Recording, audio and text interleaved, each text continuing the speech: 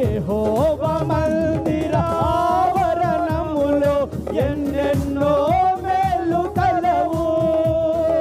యెహోవా మందిర ఆవరణములో ఎన్నెన్నో మేలు కలవు. ఆయన సన్నిధిలో నిలిపి అనుభవింతుము ప్రతి మేలును. ఆయన సన్నిధిలో నిలిచి అనుభవింతు